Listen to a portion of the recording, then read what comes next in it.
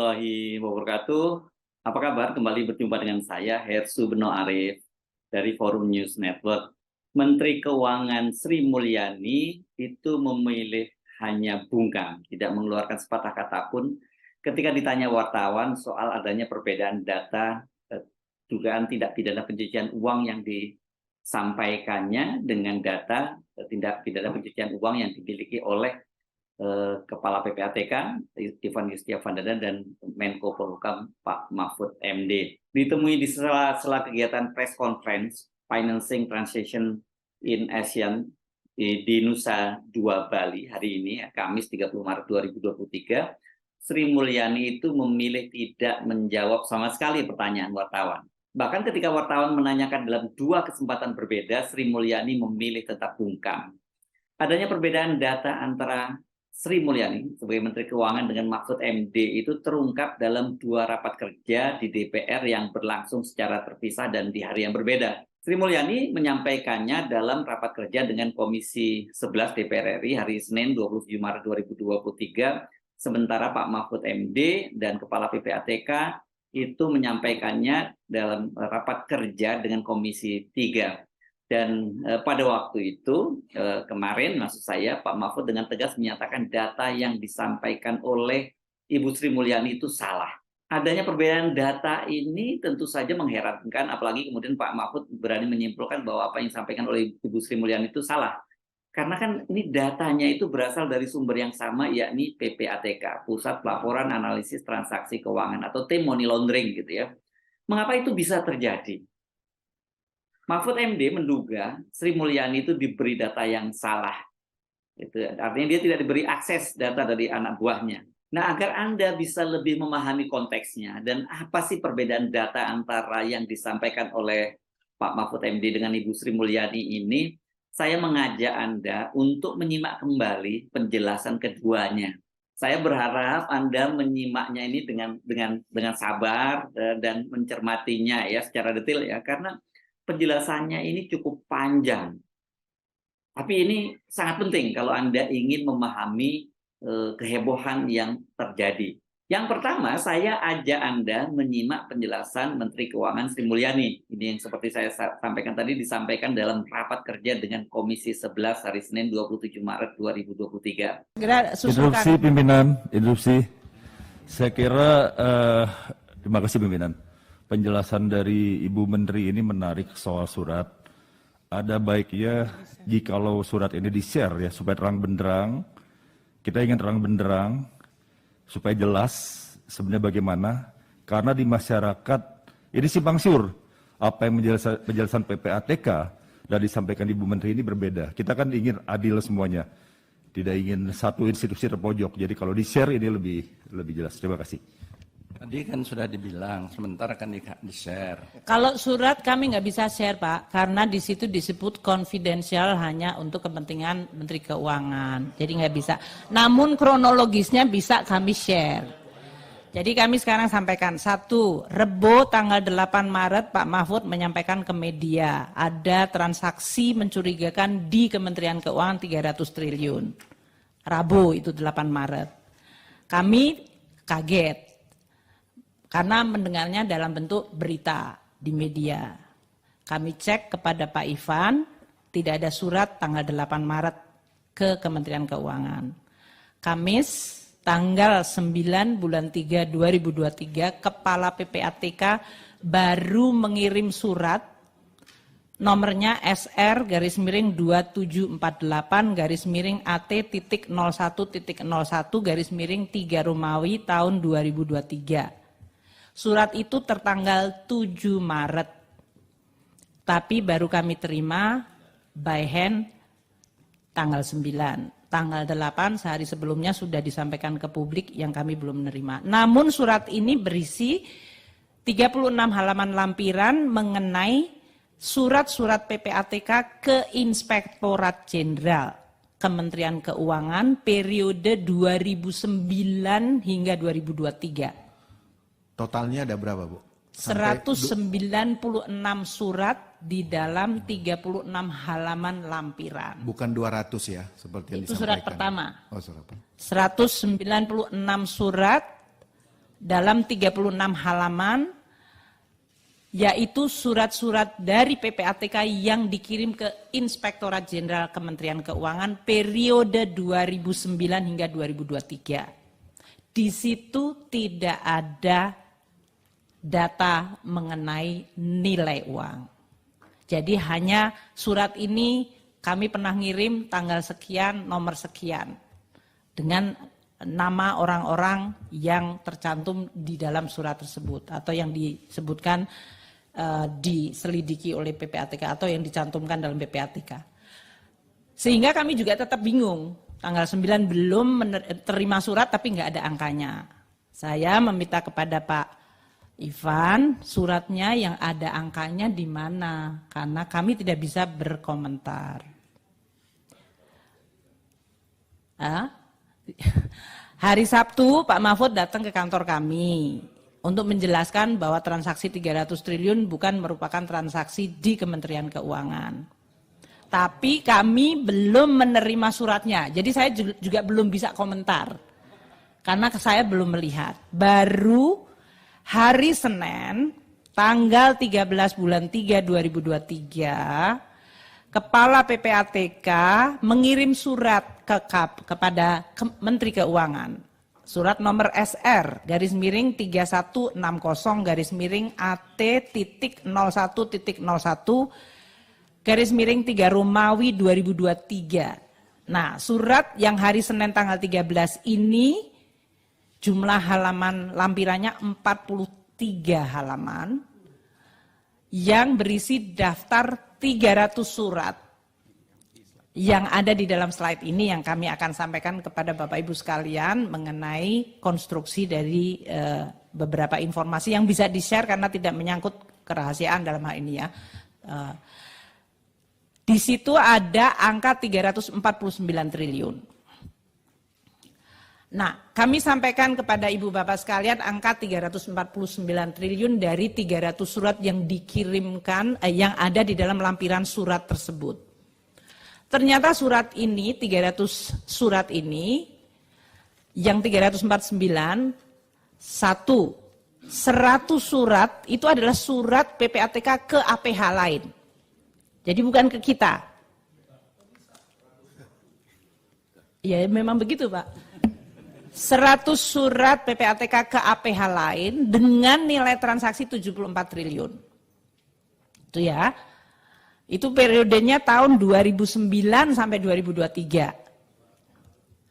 Nah, 253 triliun yang ditulis di dalam 65 surat itu adalah data dari transaksi debit kredit operasional perusahaan-perusahaan dan korporasi yang tidak ada hubungannya dengan pegawai Kementerian Keuangan.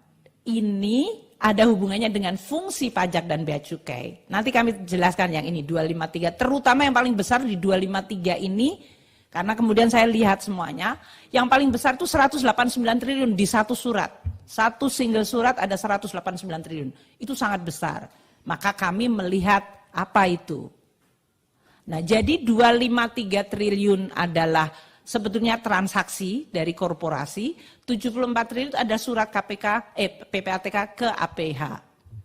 Sehingga yang benar-benar berhubungan dengan kami terkait dengan kalau ini menyangkut tupoksi pegawai Kementerian Keuangan, ada 135 surat, nilainya 22 triliun. Bahkan 22 triliun ini Bapak dan Ibu sekalian, 18,7 triliun itu juga menyangkut transaksi korporasi yang nggak ada hubungan dengan Kementerian Keuangan. Nanti kami akan lihat beberapa contohnya supaya. Jadi yang benar-benar nanti berhubungan dengan pegawai Kementerian Keuangan itu 3,3 triliun. Ini 2009 hingga 2023, 15 tahun seluruh transaksi debit kredit dari seluruh pegawai yang di-inquiry tadi, termasuk penghasilan resmi, transaksi dengan keluarga, jual beli aset, jual beli rumah, itu 3,3 triliun. Dari 2009 hingga 2023. Juga di dalam 3,3 triliun ini adalah kami, umpamanya sedang melakukan fit and proper atau Baperjaka, tolong minta data CX pegawai kita, maka kita dapat transaksi dari pegawai itu. Jadi ya tidak ada dalam hubungannya dalam rangka untuk pidana atau korupsi atau apa, tapi kalau kita untuk ngecek tadi, untuk profiling dari risk pegawai kita. Jadi banyak juga beberapa yang sifatnya adalah dalam rangka kita melakukan tes integritas dari staf kita. Izin, Ketua mau konfirmasi Bu, masa sih gaji tunjangan, transaksi apa semua masuk, padahal PPATK itu analisis transaksi yang mencurigakan. Masa ada suratnya? Lalu Ibu dapat 300 surat dari 2009-2023, kan mestinya dilihat langsung tuh. Surat-surat yang sudah ada dikasih sebelum-sebelumnya itu pun nggak ada rupiahnya juga, Bu. Ya Pak, jadi ini yang 300 surat ini yang sebelah kiri bawah mungkin Bapak dan Ibu sekalian lihat. 300 surat yang tadi disampaikan dalam suratnya ke PPATK, ternyata 139 surat itu kami yang minta tadi, yang bagian kami kementerian, kami kan melakukan penyelidikan pajak, bea cukai, kami justru minta PPATK terhadap perusahaan ini dan yang lain-lain. Itu 139 itu yang sebelah kiri sana coba. Yang merupakan inisiatif PPATK tadi, proaktifnya PPKE 61. 100 surat dikirimkan ke APH. Iya kan? Jadi dalam hal ini yang 139 itu justru kami yang minta ke PPATK. Nah kalau kita lihat di inquiry kita, 57 adalah audit investigasi dari pajak bea cukai. Pajak bea cukai melakukan pengumpulan bahan keterangan 44. Yang 26 tidak dapat ditindaklanjuti, yang merupakan internal DJBC DJP 10 surat, dan ada 2 surat yang tindak lanjut ke aparat penegak hukum. Sedangkan yang inisiatif PPATK tadi yang 61, 25 sudah kita tindak lanjuti dalam bentuk audit investigasi, pengumpulan barang keterangan dan klarifikasi, dan kalau yang tidak dapat ditindaklanjuti ada 12. Sedangkan penanganan internal pajak dan bea cukai ada 9. Jadi status dari 300 surat, di mana 100 itu bukan ke kami, ke APH yang lain, yang 200 surat itu semuanya sudah kita recap mengenai apa masing-masing dari surat ini. Statusnya sampai sekarang 82 audit investigasi, dan kalau itu ujungnya dalam bentuk hukuman disiplin sudah kita lakukan terhadap 193 pegawai. Jadi ini termasuk dalam yang tadi kami sampaikan, kami sendiri punya mekanisme untuk mendeteksi, dan biasanya untuk bisa melakukan hukdis kita meminta tambahan keterangan. Ada 13 dari pegawai Kemenku yang memang kita limpahkan ke APH, karena memang kasus korupsi yang material. Jadi transaksi yang tadi yang 18,7 triliun yang menyangkut Kementerian Keuangan yang abu-abu ini nanti kami akan elaborasi supaya juga makin clear. Ada 11,38 triliun itu menyangkut informasi tadi, debit kredit dan informasi dari PTA. Kemudian ada 2,7 triliun PTB, 1,88 triliun PTC, 2,2 triliun PTD dan PTE, dan kemudian 452 miliar di PTF. Kami menggunakan 2 yang terbesar saja dulu, 11,38 dan 2,78 triliun. Ini yang menyangkut Kementerian Keuangan ya, karena menyangkut pegawai Kemenku katanya. Satu yang 11,38. Sesudah kita lihat surat tersebut adalah begini. Inspektorat Jenderal kita sedang melakukan audit investigasi terhadap pegawai kita yang ada di kantor X. Untuk melakukan audit investigasi, Irjen meminta informasi transaksi dari PPATK. Informasi PPATK ini menyangkut transaksi perusahaan dengan nilai debit kredit perusahaan, katakanlah namanya perusahaannya PTA, jumlahnya 11,38 triliun. Jadi perusahaan A dipotret keluar masuk, beli ini, bayar gaji segala macam itu nilai totalnya digunggung 11,38. Informasi PPATK ini kemudian dipakai Irjen untuk melihat audit investigasi. Ternyata tidak ada dari 11,38 aliran dana ke pegawai yang sedang kita investigasi. Maupun ke keluarganya. Jadi ini kan belantara yang disebut spider web-nya itu dari berbagai transaksi. Tidak ada aliran dana ke pegawai Kemenku. Namun Inspektorat Jenderal tetap melakukan rekomendasi hukuman disiplin karena Inspektorat Jenderal meskipun dari data PPATK tidak ada aliran dana kepada pegawai Kemenku, Irjen menemukan pelanggaran lain yaitu yang bersangkutan menerima fasilitas dari WP yang lain, mungkin bukan yang perusahaan ini. Jadi kita bisa bayangkan 11,38 dibayangkan ada aliran dana mencurigakan, padahal ini adalah permintaan dari Irjen dan ternyata tidak ada. Namun kita tetap melakukan hukuman disiplin karena terhadap pegawai yang bersangkutan ditemukan mendapatkan pelanggaran dalam bentuk penerimaan fasilitas dari WP. Terus yang 2,7 triliun ini juga sama. Irjen sedang melakukan investigasi dugaan pelanggaran oleh pegawai kita di kantor Y, dan oleh karena itu Irjen minta PPATK untuk transaksi yang diperkirakan berhubungan dengan si pegawai itu di kantor Y. Kita dapat transaksi 2,76 triliun dari perusahaannya perusahaan B. Namun sekali lagi juga di sini tidak ada aliran dana ke pegawai Kementerian Keuangan yang sedang diinvestigasi ataupun keluarganya yang berasal dari PPATK. Namun Irjen tetap melakukan hukuman disiplin terhadap 4 orang pegawai karena menemukan pelanggaran dalam bentuk tadi penerimaan uang dari WP dan juga kita bahkan melakukan pelimpahan ke aparat penegak hukum yaitu KPK. Dan ini sudah ada vonis pengadilannya. Kemudian untuk LHA PPATK tanggal 18 September 2015 yang nilainya disebutkan 107 miliar menyangkut PTY. PTY ini dimiliki oleh pegawai Kemenku, namanya Z katakanlah sebutkan. Ini saya random aja ya pakai ABCDEFG XYZ karena supaya tidak ada. Perusahaan dari pegawai ini bergerak di bidang investasi. Dan ternyata si pegawai kemudian ikut tax amnesty. Kemudian ada juga transaksi keluar masuk 16 triliun. Ini juga permintaan dari kami, Kementerian Keuangan, terhadap satu wajib pajak. Katakanlah PTA.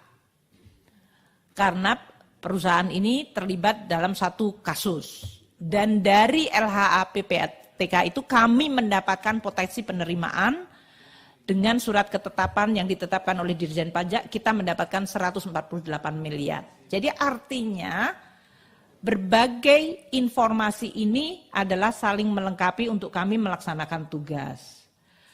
Laporan PPATK dengan nilai yang sangat besar, 189 triliun di satu kasus saja, di satu surat. Ini ternyata adalah juga surat di mana Bea Cukai melakukan tadi inquiry dan kemudian mendapatkan data dari PPATK dari sejumlah perusahaan untuk berbagai transaksi dan kemudian PPATK dengan Bea Cukai bertemu untuk melakukan analisa bersama. Dan dari sisi kepabeanan tidak ada indikasi pelanggaran. Maka bahan tersebut diberikan ke pajak untuk dilihat apakah ada potensi dari sisi penerimaan pajak. Dan Direktorat Jenderal Pajak kemudian melakukan pengawasan terhadap entitas-entitas yang terlibat 189 triliun transaksi itu. Katakanlah PT B, C, D, kemudian ada 3 WP yang sekarang sudah masuk kepada bukti permulaan. Kemudian terhadap 3 WP lain kita melakukan pengawasan dan sampai saat ini penerimaan pajak dari berbagai bukti permulaan dan pengawasan ini adalah sebesar 16,8 miliar dan kami bisa mencegah kemungkinan terjadinya restitusi 1,6 miliar. Jadi ini adalah yang kami sampaikan konstruksi dari 300 surat 349 triliun untuk bisa memberikan kejelasan kepada Bapak dan Ibu sekalian tanpa melanggar tadi bahwa confidentiality dari surat itu kepada kami, tapi kami sampaikan bahwa surat yang kami terima tanggal 13 Maret adalah yang seperti tadi.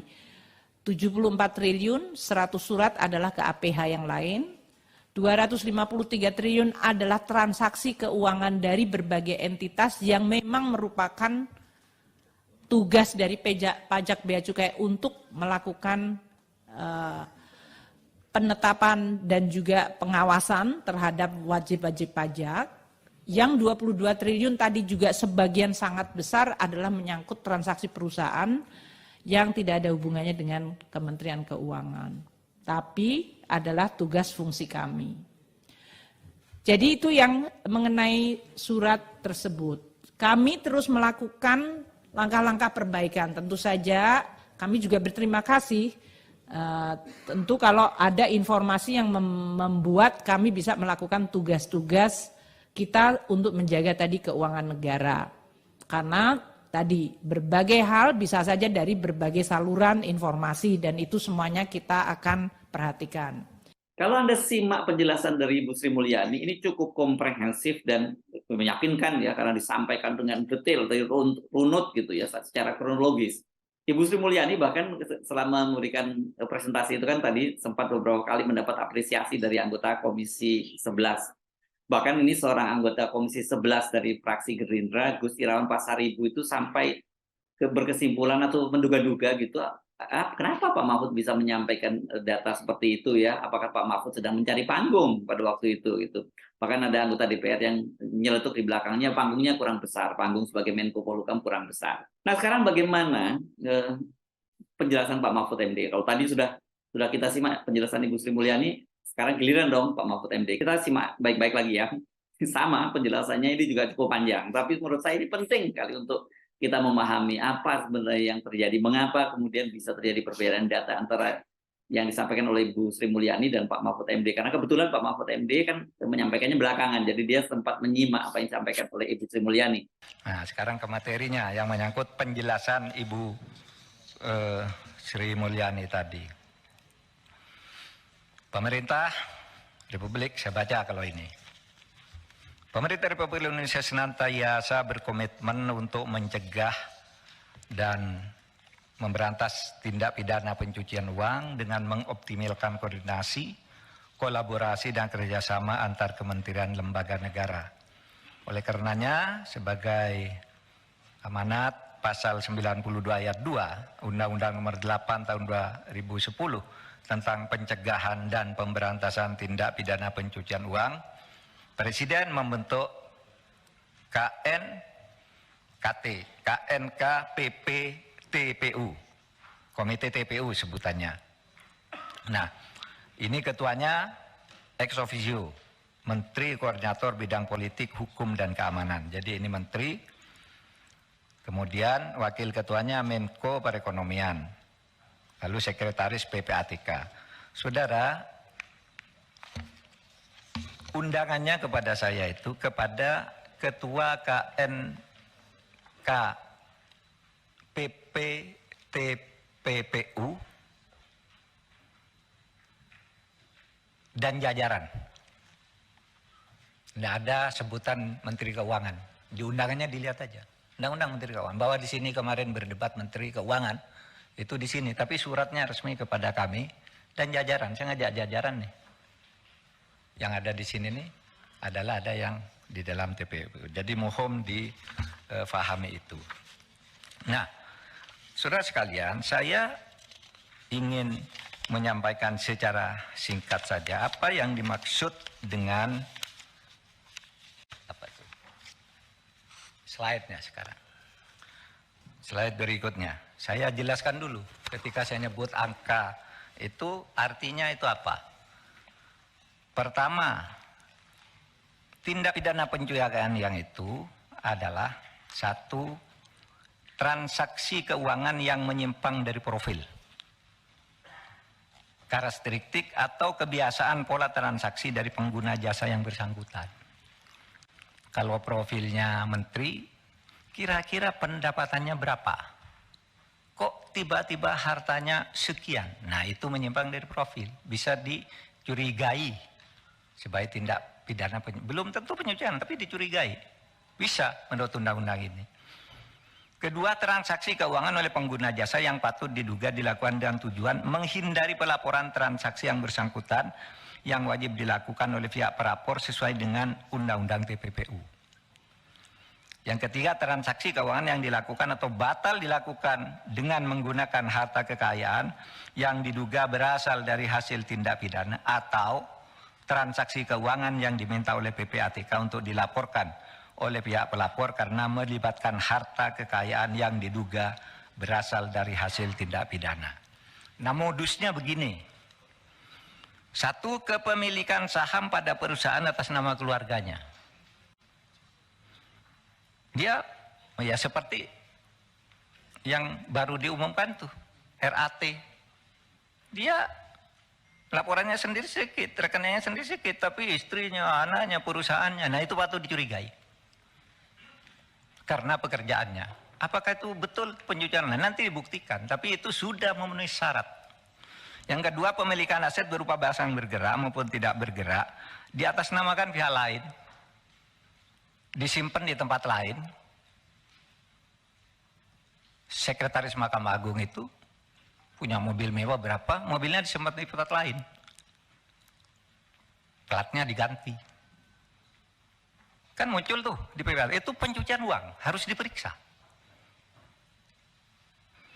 Yang ketiga, membentuk perusahaan untuk mengelola hasil kejahatan. Untuk perusahaan gitu, bikin hotel, hotelnya tidak ada yang beli, tapi asetnya besar sekali. Hotelnya ada orang masuk, hanya hotel melati, tapi uangnya ratusan miliar. Nah, itu bisa dicurigai sebagai pencucian uang. Ya. Penerimaan hibah yang tidak bergerak hasil kejahatan tanpa dilengkapi akta hibah. Tidak ada hibah. Ada yang hibah, dikirim ke ayahnya, ini nyogok misalnya, saya disuap 5 miliar. Lalu, di mana caranya nih? Dikirim ke ayah saya. Lalu ayah saya disuruh bikin hibah, oh ini dari ayahnya. Itu bisa. Ada juga yang rekening, saudara. Saya buka rekening, 10 miliar. Atas nama saya, lalu ATM-nya diserahkan Pak Sahroni, Pak ambil uang ini sesuka-suka kamu. Namanya saya, tapi Anda yang ngambil di ATM setiap kau butuh sampai habis. Itu pencucian uang. Ya. Nah, yang dikerjakan dari data ini adalah kerja-kerja seperti itu. Menggunakan rekening atas nama orang lain untuk menyimpan hasil kejahatan, melakukan transaksi pembelian barang fiktif, dilakukan pembayaran barang misalnya gini, dari transaksi dia kirim uang ke Gresik, apa? Membeli sejadah produk Gresik dan peci, jelas pengirimannya ke satu perusahaan, tapi barangnya tidak pernah balik dari Gresik. Tidak ada apa itu, untuk dibuat bom. Itu pencucian uang di bidang terorisme. Gitu. Kemudian menyimpan harta hasil kejahatan dalam safe deposit box atau tempat lainnya, masuk. Nah, saudara, dengan mengerti ini, maka saudara sekarang saya masuk ke dalam substansi perkaranya. Saudara, dari keterangan Bu Sri Mulyani tadi,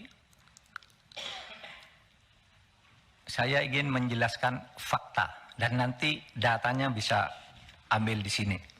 Bisa saya tunjukkan di sana lalu ambil. Bahwa ada kekeliruan pemahaman Ibu Sri Mulyani dan penjelasan Ibu Sri Mulyani karena ditutupnya akses yang sebenarnya dari bawah. Sehingga apa yang beliau jelaskan tadi itu adalah data yang diterima tanggal 14. Ketika bertemu dengan Pak Ivan. Sehingga disebut yang terakhir itu, yang semula ketika ditanya, oleh Bu Sri Mulyani itu, ini apa kok ada uang 189? Itu pejabat tingginya yang eselon 1 itu. Oh, enggak ada Bu di sini. Enggak pernah ada katanya. Ini tahun 2020 kata Bu. Enggak pernah ada. Ada Pak Ivan. Enggak ada. Baru dia, oh iya nanti dicari katanya. Dan itu nyangkut 189. Nanti dijelaskan oleh Pak. Dan itu adalah pencucian uang, dugaan pencucian uang, cukai dengan 15 entitas. Tapi apa laporannya? Menjadi pajak. Sehingga kita diteliti, oh iya ini perusahaannya banyak, hartanya banyak, pajaknya kurang. Padahal ini cukai laporannya. Apa itu? Emas. Ya. Impor emas, batangan yang mahal-mahal itu, tapi di dalam surat cukainya itu dibilang emas mentah. Diperiksa oleh PPT3, diselidiki. Di mana? Kamu kan emasnya emas sudah jadi, kok bilang emas mentah? Enggak. Ini emas mentah tapi dicetak di Surabaya. Dicari ke Surabaya, enggak ada pabriknya. Dan itu menyangkut uang miliaran, saudara. Enggak diperiksa. Laporan itu diberikan tahun 2017. Oleh PPATK, bukan tahun 2020. 2017 diberikan, tidak pakai surat, tapi diserahkan oleh Ketua PPATK langsung kepada Kementerian Keuangan yang diwakili oleh Dirjen Bea Cukai, Irjen Kementerian Keuangan, dan 2 orang lainnya. Ini serahkan. Kenapa tidak pakai surat? Karena ini sensitif, masalah besar. 2 tahun tidak muncul, tahun 2020 dikirim lagi, tidak sampai juga ke Bu Sri Mulyani, sehingga bertanya ketika kami kasih itu. Dan yang dijelaskan yang salah, gimana salahnya nanti? Saudara, saya sangat hormat kepada Bu Sri Mulyani. Dia teman kerja saya yang baik di dalam pemberantasan korupsi. Saudara tahu BLBI 20 tahun tidak bisa ditagih karena dibebankan Kementerian Keuangan. Saya minta impres ke Presiden, sudah berhenti berdebat, saya ambil semua. Bisa itu? Teman saya dia, dalam banyak hal, IKN apa gitu. Kalau saya kagum, kalau di kabinet menerangkan masalah apapun yang paling bisa menjadi sederhana bagi dia anggaran negara. Sehingga saya percaya dia Menteri Keuangan terbaik. Tetapi akses dari bawah tidak masuk. Sehingga saya sampaikan hal sebagai berikut. Data agregat. Ya, berikutnya. Halaman berikutnya. Data agregat transaksi keuangan. Ini. Transaksi keuangan yang 349 triliun itu dibagi ke dalam 3 kelompok. 1, transaksi keuangan mencurigakan di pegawai Kementerian Keuangan. Kemarin Ibu Sri Mulyani di Komisi 11 menyebut hanya 3 triliun. Yang benar 35 triliun.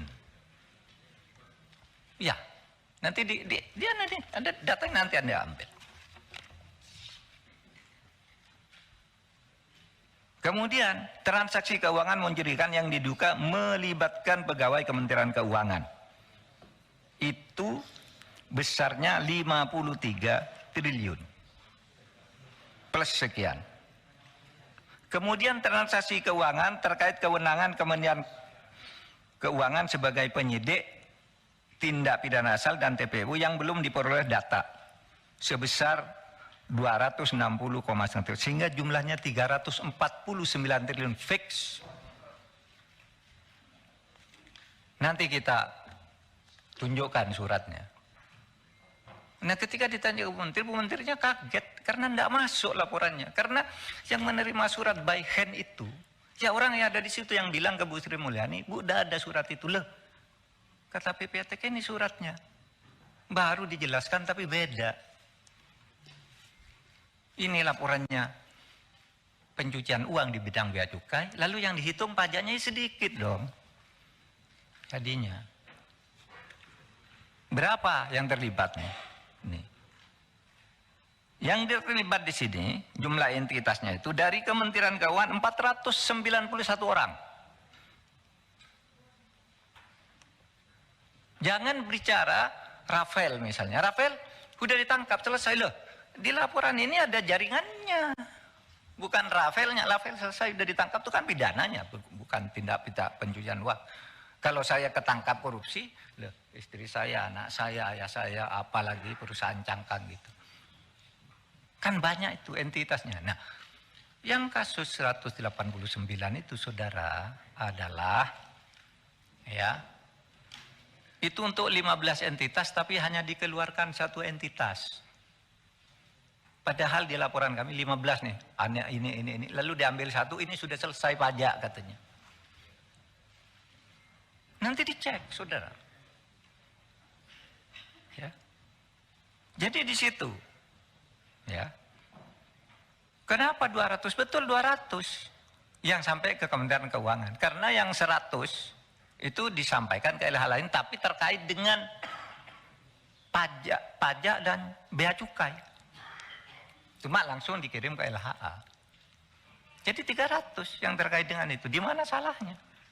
Kan tinggal kita katakan ini ada yang diserahkan ke Kementerian Keuangan sebagai penyidik, ada yang langsung ke polisi, ke KPK, ke Kejaksaan Agung dan macam-macam. Itu uraiannya kan ada di situ. Ya. Yang ini jumlah LHA, yang Kementerian Keuangan 200, yang Kementerian Lembaga 1, kemudian kepada aparat penegak hukum 99, tapi itu semua terkait dengan pajak dan cukai. Saudara. Jadi jumlahnya 349.874. 187. Nah. Iya, tetapi supaya diingat ya, bahwa ini agregat. Saya tidak mau menyebut. Kalau bukan agregat, itu sebabnya sebenarnya saudara. Halaman berikut. Karena pengertian ini, pada tanggal 20 Maret, kami bersepakat dengan Menteri Keuangan untuk tidak ribut-ribut. Karena kesepakatannya begini. Kementerian Keuangan akan melanjutkan untuk menyelesaikan semua LHA. Waktu itu sudah oke. Yang diduga TPPU dari PPATK, baik menyangkut pegawai Kementerian Keuangan maupun pihak lainnya. Seperti yang telah dilakukan oleh Dirjen Pajak yang telah berhasil. Malah kami mengatakan, dari banyak itu kami menemukan Menteri Keuangan itu sudah berhasil mengembalikan 7,0 triliun. Ya. Untuk pajak, ya karena dihitung pajak. Jadi hitung pencucian uang, 7,8 triliun untuk pajak, dan dari bea cukai masuk 1,1 triliun menjadi 8,11 triliun. Yang kembali dari laporan-laporan 349 ini. Sekali lagi 349 itu saya diminta menjelaskan betul-betul oleh Presiden, jelaskan kepada rakyat melalui gedung DPR bahwa TPPU itu artinya itu. Beda dengan korupsi. Lah orang tidak ngerti bedanya, lalu Menteri Keuangan korupsi itu tidak ada. Ini laporan TPPU. Saya yakin Bu Sri Mulyani itu, saya tahu betul. Itu. Sampai dia nangis di televisi, diwawancari Rossi, diwawancari Andi Noya. Nangis, saya tahu dia hatinya hancur. Dia bilang akan saya perbaiki ini anu. Ya saya tambah datanya. Kok alun tuh begitu? Kok mulanya 56? Jadi 500, sesudah dihitung itu, saya minta coba kasihkan saya lagi semuanya, agregatnya. Nah itulah yang saya kirim ke Bu Sri Mulyani. Jadi tidak benar kalau Bu Sri Mulyani baru menerima tanggal sekian, enggak. Nanti saya kasihkan pada saudara, ada daftarnya. Yang pertama itu tanggal 10 Juni tahun 2009. Sampai 300. Sampai 300 saudara. Yang terakhir itu 11 Januari 2003. 300 itu. Rinciannya tadi 200 Kementerian Keuangan, ya, 1 KL, yang 1 ini. Yang non ASN tadi banyak loh, 570 yang terlibat. Nah itu pencucian uang. Nah, saudara, tentu Komite TPPU akan melakukan evaluasi terhadap LHA yang diduga TPPU dan telah dikirimkan PPATK kepada APH untuk mengoptimalkan penerapan Undang-Undang Nomor 8 Tahun 2010. Jadi kita optimalkan. Nah, saudara sekalian, saya nanti ingin minta waktu sedikit saja untuk dijelaskan oleh saya. Tolong ini ditayangkan nih, yang penyerahan surat-surat sejak tahun 2009 dilewatin aja. Ini halaman 1 sampai 24 surat. Ada nomornya semua. Ada tujuannya kepada siapa. Halaman 2 25 sampai 46. Halaman 3 47 sampai 66. Sampai 300 lah. Nanti saudara lihat sendiri. Tidak akan ditutup-tutupi. Katanya mau minta data, saya kasih data. Tapi agregat. Nah dari data yang agregat ini kalau saudara ingin silakan, itu DPR. Saya kan nyebut agregat. Angka untuk setiap surat ini sudah ada juga. Sehingga apa kesimpulan saya? Bu Sri Mulyani tidak punya akses terhadap laporan-laporan ini. Sehingga keterangan yang terakhir pun di Komisi 11 itu jauh dari fakta. Karena bukan dia nipu, dia diberi data itu, data pajak, padahal ini data bea cukai. Tadi penyelundupan emas itu. Yang tidak tahu siapa yang bohong. Tapi itu faktanya. Kalau tidak adu data, mari. Saudara mau ngundang kan, adu data dengan saya. Nah ini saudara yang saya katakan agregat. Nah, saudara saya ingin mengusulkan begini, sulit memberantas korupsi itu. Tolong melalui Pak Bambang Pacul, Pak, tolong Pak, undang-undang perampasan aset tolong didukung Pak. Biar kami bisa ngambil begini-begini nih Pak.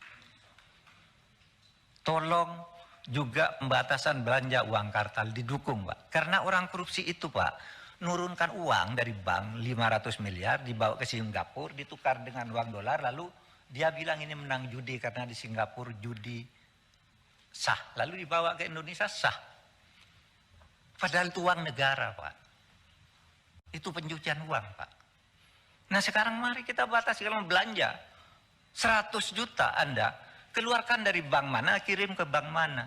Jangan dari orang bawa koper tuh, yang satu kopernya berisi kertas, yang satu berisi uang, ditukar di atas pesawat. Itu yang banyak terjadi. Nah, satu, yaitu Undang-Undang Perampasan Aset. Saya kira kemarin DPR dari Komisi 3 sudah ada yang bersuara agar Presiden segera mengirimkan surpres. Tolong, kami mengajukan sejak tahun 2020 dan sudah disetujui dibalik, tiba-tiba keluar lagi ketika akan mulai ditetapkan sebagai prioritas utama. Padahal isinya sudah disetujui oleh DPR yang dulu. Pemerintah lalu memperbaiki yang dulu oleh pemerintah dengan disepakati. Kami mohon disetujui, kami akan lebih mudah. Itu seperti ngambil itu Pak. Itu pencucian uang juga tuh. Dana BLBI. Dana BLBI itu 111 triliun Pak. Nggak bisa diambil. Lalu kami minta impres Pak. Buat impres kepada saya ambil. Nggak ya berhenti berdebat. Saya ambil dulu nanti ke pengadilan, kalah nggak apa-apa. Dapat sekarang ini 29,9 triliun. Ada yang kalah di pengadilan 2 tapi tidak menggugurkan hutang. Tapi karena pencucian uang. Barangnya dijaminkan ke pemerintah dengan surat tanda tangan di atas meterai, tapi sertifikatnya tidak diserahkan, lalu dijual. Ketika mau diambil, ketika kami sita, ternyata sertifikatnya sudah dimiliki oleh anaknya. Kalah di pengadilan, tidak apa-apa, tapi hutangnya tetap. Gitu. Tapi kalau ada undang-undang perampasan aset, kita bisa tangani Pak itu semua. Makanya dulu awal kami masuk ke sini, mohon. Ini undang-undang perampasan aset dan pembatasan belanja uang tunai ini bisa. Mungkin akan menyulitkan memang, tidak selalu sempurna. Tetapi saya kira ikhtiar kita harus dilakukan untuk itu. Kalau Anda simak tadi jelas ya. Kalau kata Pak Mahfud, Ibu Sri Mulyani itu bukan menipu. tapi dia itu tidak mendapat akses data, tidak mendapatkan akses data yang benar ini dari anak buahnya. Jadi ya, kayak kira-kira bahasa mudanya, jangan-jangan nih Bu Sri Mulyani ini dikerjain anak buahnya gitu ya. Dia cuma diberi data-data yang menyenangkan saja buat Ibu Sri Mulyani, dan kemudian tanpa cek and recheck lagi, tanpa cross check lagi, Ibu Sri Mulyani menyampaikannya kepada publik. Sekarang mari kita simak penjelasan Kepala PPATK. Ini Ivan Yustia Vandana karena diminta oleh Pak Mahfud MD untuk melengkapi pernyataan. Jadi ada dua hal yang kiranya saya harus sambung dari apa yang sudah disampaikan oleh Bapak Ketua Komnas PPTPWU tadi. Pertama terkait dengan kasus yang 198 triliun. Jadi 189 triliun, mohon maaf. Jadi kasus yang 189 triliun itu sebenarnya adalah kasus kedua atas nama subjek terlapor. Itu kita berikan sekitar tahun 2020, 2019-2020 kita proses. Atas nama subjek terlapor yang sama, sebelumnya sudah kami periksa di tahun 2017. Sebelumnya sudah kami periksa di tahun 2017. Dan kami sudah mengundang Kementerian Keuangan, dihadiri oleh Dirjen Bea Cukai, termasuk juga Irjen, untuk menyampaikan, mempresentasikan berkas pemeriksaan pertama atas nama subjek terlapor yang sama. Jadi sebelum ketemu 189 di pemeriksaan kedua, kami menemukan subjek terlapor melakukan transaksi di periode 2014-2016 sejumlah 180 triliun lebih. Terima dana masuknya saja. Kalau dengan menggunakan pola TPPU yang menggunakan parameter kami, subjek terlapor melakukan transaksi lebih dari 350 triliun. Kami sampaikan ke Kementerian Keuangan, ini terkait dengan yang Ketua Komnas tadi sampaikan, kasusnya. Ini terkait dengan kepabeanan. Kenapa kepabeanan? Karena ini terkait dengan dengan ada fasilitas impor dan segala macam. Dan penyidik TPPU-nya itu adalah penyidik Kementerian Keuangan. Dalam hal ini adalah Bea Cukai. Kasus 2017 yang kami bangun terkait dengan subjek terlapor pertama itu nilainya 180 triliun. Abaikan yang 180 triliun lainnya. Kalau kita kalkulasi menjadi 360 triliun. Karena kita kemudian sudah menyerahkan, kita mengamati di dalam database kita laporan terkait dengan subjek yang sudah kita berikan hasil analisisnya kepada pihak Bea Cukai masih terus dilaporkan oleh perbankan, sehingga kami lakukan lagi pemeriksaan ulang. Tadi pemeriksaan dengan data 2014-2016, sekarang kami lakukan pemeriksaan ulang dengan data 2017 sampai 2019. Di pemeriksaan yang kedua inilah 2017 sampai 2019 ketemu angka 189 triliun. Yang berbeda dengan angka yang 180 tadi. Sehingga kalau mau digabung pemeriksaan atas nama subjek terlapor dari 2014 sampai 2020, angkanya 180 plus 189. Kenapa kami lakukan pemeriksaan ulang? Karena subjek terlapor tadi kemudian melakukan pola transaksi dengan merubah entitas. Tadinya dia aktif di satu daerah, dia pindah ke tempat lain. Tadinya dia menggunakan nama tertentu, dia menggunakan nama lain. Sehingga kami kemudian berasumsi, dan asumsi itu kemudian sesuai dengan faktanya, yang bersangkutan kemudian paham bahwa sudah terjadi pemeriksaan dilakukan oleh PPATK, sehingga kemudian mengganti entitas entitas subjeknya. Itu. Jadi yang sebenarnya yang terjadi adalah itu. Nah, memang kita tidak sebutkan di dalam pemeriksaan hasil pemeriksaan ini karena memang pada saat kami seperti yang Pak Ketua tadi sampaikan, Irjen pada saat kemarin saya ketemu sesuai dengan tanggal 14 kemarin itu mengatakan bahwa hasil pemeriksaan pertama memang tidak ada berkasnya, tidak ada jejaknya di Kementerian Keuangan. Sehingga kita kemudian membahas yang 189 tadi. Tapi sebenarnya 189 itu ada tahapan kedua dari kasus yang sama. Itu yang pertama. Yang kedua, izinkan saya atas perkenan Ketua Komnas ini tidak mau mengkantor pendapat siapapun juga, dengan rasa hormat, dengan rasa kerendahan hati, hanya ingin mengungkapkan fakta sebenarnya terkait dengan klaster yang tadi. Jadi kenapa di klaster pertama, kalau di tabel tadi kami menyampaikan, tadi kan klaster pertama itu adalah transaksi keuangan yang mencurigakan terkait dengan oknum. Tapi di dalam daftar, di dalam daftar listnya secara lengkap, kami juga dalam listnya itu, di dalam nama-nama, di dalam suratnya itu, selain oknum kami sampaikan juga banyak perusahaan. Jadi misalnya dalam satu surat itu ada oknumnya 1, tapi perusahaannya ada 5, ada 7 dan 8 segala macam. Nah ini yang kemudian pada saat rapat kemarin oleh Kementerian Keuangan dikeluarkan. Sehingga angka 35 triliun yang diketemukan oleh PPATK setelah dikeluarkan entitas perusahaan menjadi 22 triliun. Lalu entitas perusahaan, lalu dikeluarkan lagi entitas perusahaan yang tidak ada Kementerian Keuangannya, lalu dikeluarkan lagi dari entitas perusahaan yang ada Kementerian Keuangannya menjadi 3,3 triliun. Lalu kemudian ramai bahwa PPATK salah dan segala macam. Alasan kenapa PPATK memberikan data oknum plus nama perusahaannya, karena kami menemukan perusahaan-perusahaan itu adalah perusahaan-perusahaan cangkang yang dimiliki oleh oknum, sehingga ini nggak bisa dikeluarkan. Sehingga data perusahaan tadi tidak bisa dikeluarkan, dipisahkan dari oknumnya tadi. Misalnya dia menggunakan nama perusahaan dengan menggunakan nama pemiliknya adalah di aktenya itu adalah istrinya, adalah anaknya, bahkan adalah supirnya, tukang kebunnya dan segala macam. Kalau data ini dikeluarkan, jadilah 3,3 triliun. Tapi kami tidak lakukan itu karena modus pelaku tindak pidana pencucian uang itu adalah selalu, ini kan kita bicara tindak pidana pencucian uang kan bicara proxy crime. Orang yang melakukan tindak pidana selalu menggunakan tangan orang lain, bukan diri dia sendiri, akun orang lain dan segala macam. Sehingga kalau kami keluarkan data itu, nah kami justru membohongi penyidiknya. Kami masukkan nama-nama perusahaan, berikut nama oknum disitulah ketemu yang namanya 35 triliun. Kalau dikeluarkan memang 22 triliun. Kalau dikeluarkan lagi memang cuma 3,3 triliun. Tapi kenapa kami tidak bisa lepaskan ini? Karena kami mensinyalir berdasarkan data kita itu adalah perusahaan-perusahaan cangkang yang dimiliki oleh oknum tadi. Nah makanya itulah perlu pembuktian. Makanya itulah perlu pembuktian dari penyidiknya sendiri. Dengan menyimak pernyataan dari atau penjelasan ya tepatnya penjelasan dari Kepala PPATK Ivan Yustiavandana tadi semakin jelas ya kalau ini bagaimana duduk persoalannya. Bagaimana? Anda sudah bisa menyimpulkan data siapa yang benar dan apa yang sesungguhnya terjadi. Kok bisa ya mereka beda-beda pendapat seperti itu. Penjelasan Pak Mahfud MD berikut ini mungkin ini bisa membantu kita semua untuk lebih simpel memahami apa sesungguhnya yang terjadi ya. Makanya saya jelaskan, ini sudah kurang 16 menit. Datanya yang ini, karena kami yang mengeluarkan. Ya, nanti saudara boleh ambil ini. Ini datanya, kami yang mengeluarkan, tidak mungkin beda dari ini. Kalau beda dari ini palsu.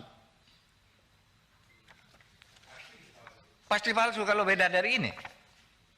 Pasti, karena kami sudah mengeluarkan di tanggal sekian, tahun 2009 sampai yang terakhir itu. Nah, itu datanya rekap atau dokumen itu Pak? Kenapa? Itu rekap itu. Rekap dokumennya, sudah kena rekap, saudara cari dokumennya di nomor surat sini saya mau lihat. Nah, dokumennya ada. Dokumennya. Ada dokumennya di kantor Menko ada, di kantor saya ada. Terus bagaimana?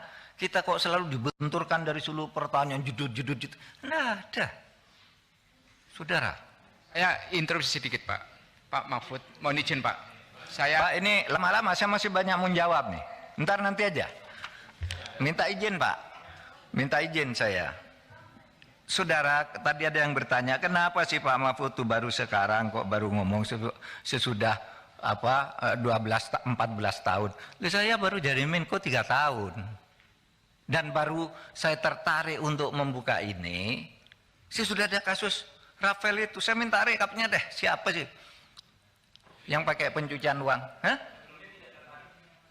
Enggak tertarik. Karena enggak boleh kita buka itu. Nah saudara, enggak boleh buka yang itu, enggak boleh. Tetapi kalau saudara tanya rapat, kami ini 3 bulan sekali rapat nih dengan Pak Agus dengan semua ini. Ini daftar rapat lengkap, bertemu kami, jangan dikira kami enggak bertemu. Apa pikiran kita tentang ini? Ketika bertemu, ternyata melaksanakan undang-undang tindak pidana pencucian itu sulit. Sehingga protes kita itu apa? Kepada rapat itu. Kenapa sih tidak pernah membangun kasus? Sudah ribuan kasus ini kok tidak membangun kasus? Dikonstruksi kasus sendiri. Itu setiap rapat, aparat penegak hukum menyatakan sulit. Pak, ini harus ketemu ini dulu. Kalau ini ketemu harus ini selesai dulu. Itu betul. Oleh sebab itu, mari kita lihat ini, memperbaikinya bagaimana. Gitu. Bukan salah. Itu diberi beban sekian. Orang satu rangkaian orang pencucian uang saling kirim gitu. Bagaimana nih menegakkannya? Dan saya baru tahu ternyata sulit, bukan karena tidak mau. Loh Pak, ada juga yang bilang, Pak kalau kami suring segani kami takluk Pak. Nanti kami tidak punya dasar hukum, karena yang ini belum ketemu. Tapi pencucian uangnya terlihat, tapi yang ini utamanya saksinya masih hilang, ini masih macam-macam begitu Pak.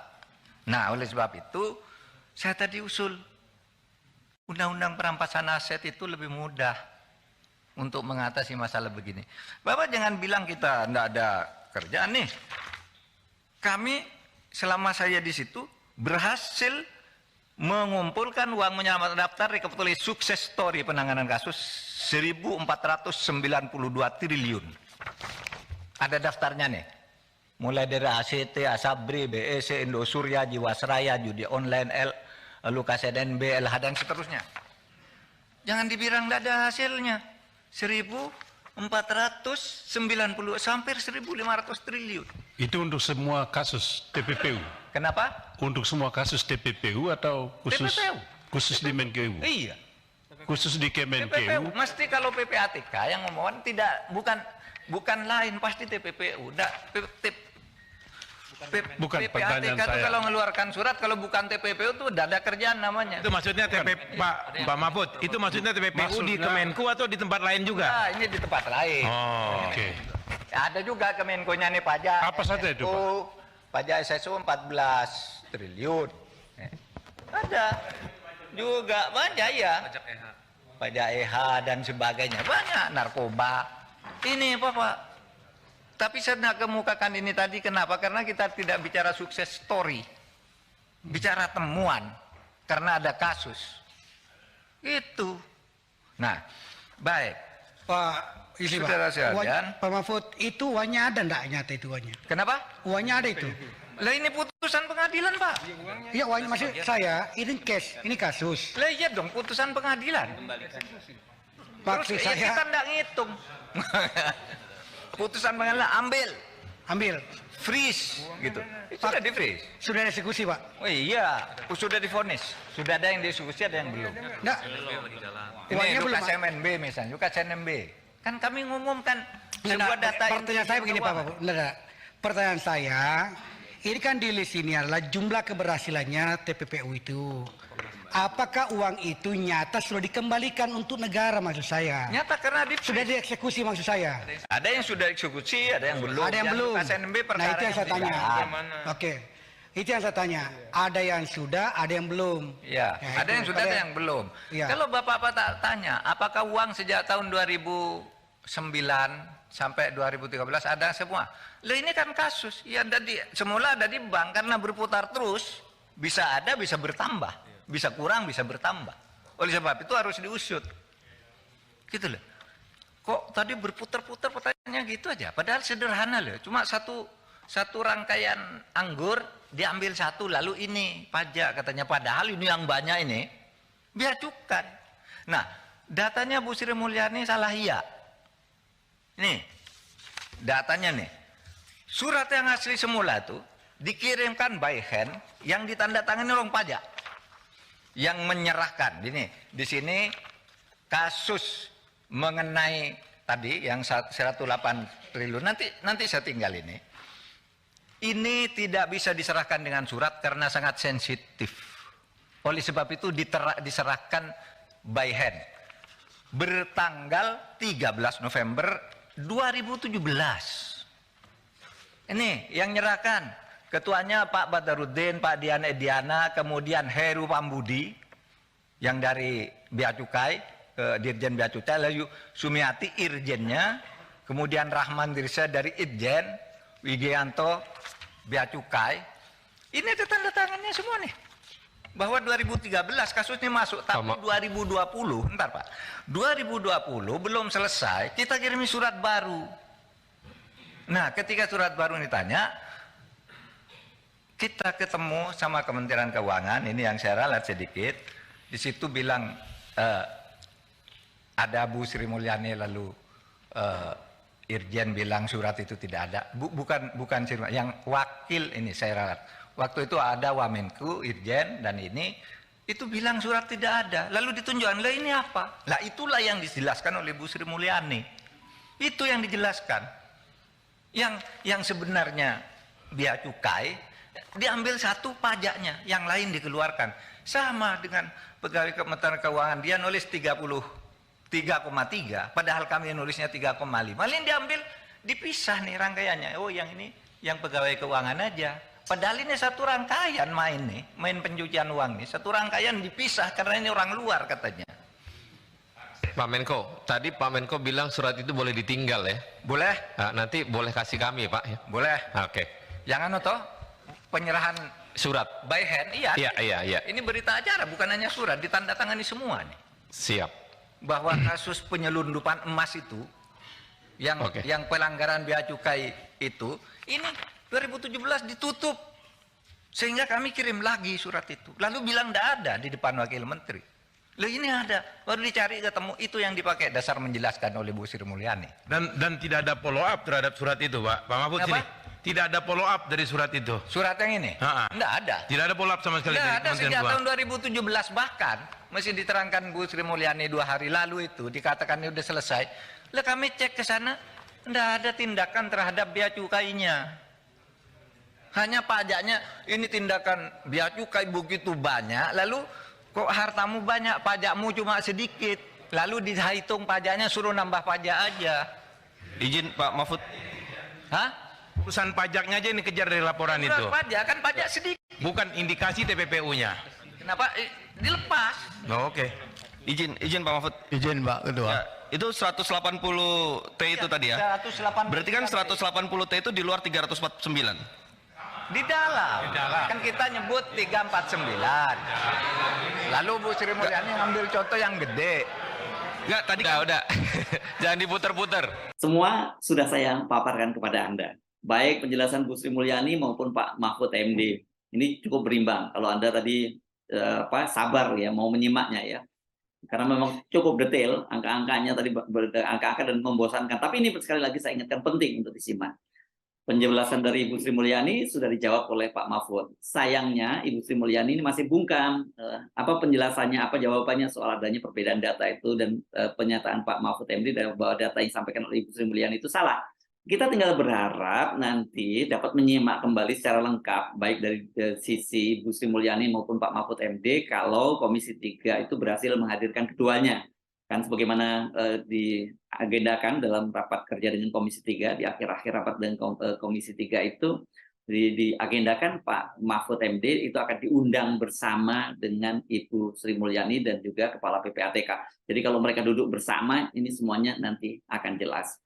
Sampai sekarang tentu saja ini sekali lagi ini Pak Mahfud MD dalam posisi yang lebih di atas angin lagi ya, baik terhadap para anggota Komisi 3 DPR RI dan juga terhadap Ibu Sri Mulyani. Saya Herssu Beno Arif, sampai jumpa lagi. Wassalamualaikum warahmatullahi wabarakatuh.